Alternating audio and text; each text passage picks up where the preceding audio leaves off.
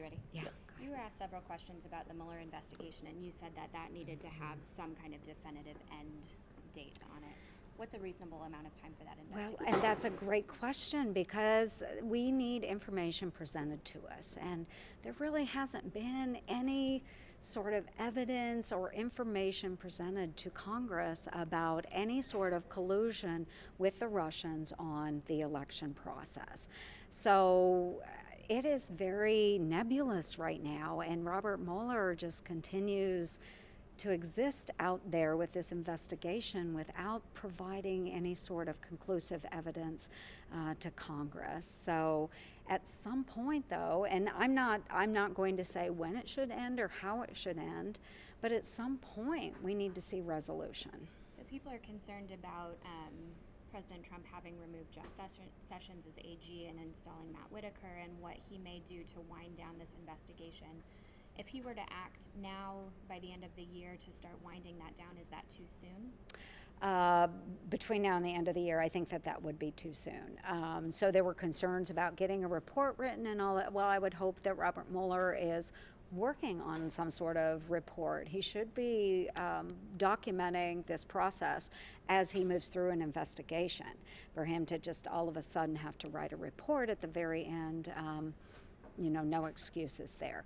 So I don't know when the right time is, but nothing has been presented to us.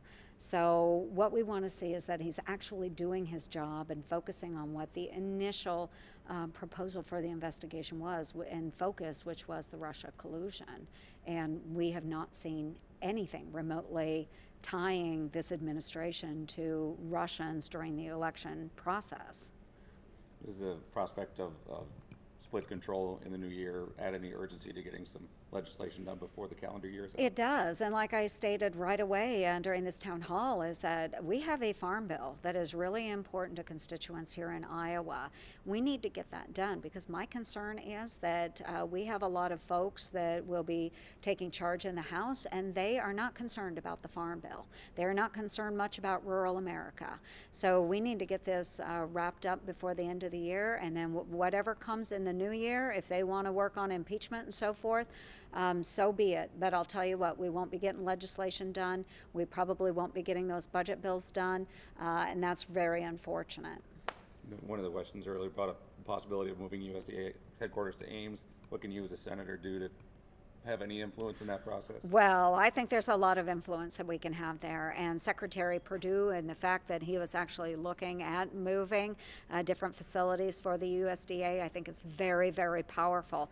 So the other evening, I happened to be with Governor Reynolds during the election watch party. And after it was declared that she was the winner, one of the first people to call her and congratulate her, Secretary Perdue.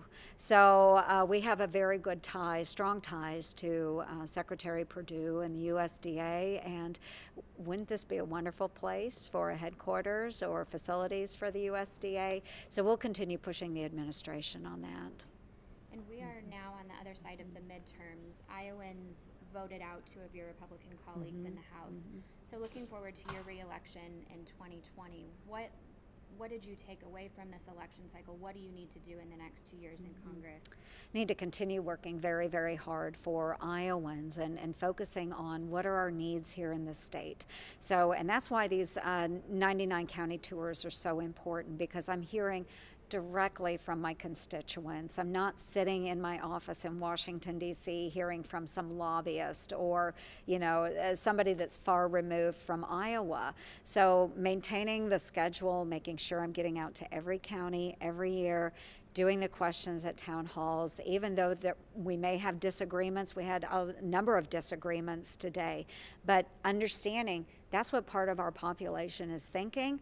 Okay, how can we work to find solutions? That's where I'm driven.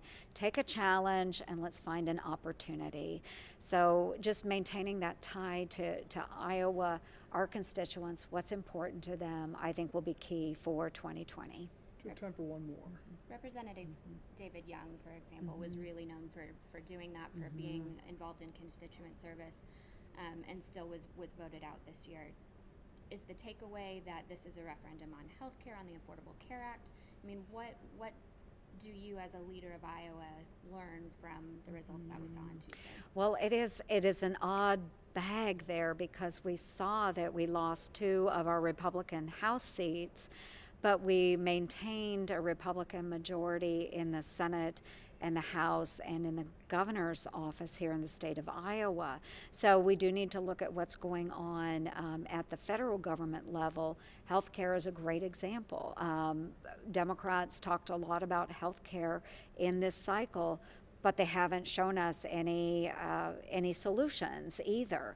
So we can talk about things, but as a doer, I would like to see solutions and be able to talk about solutions.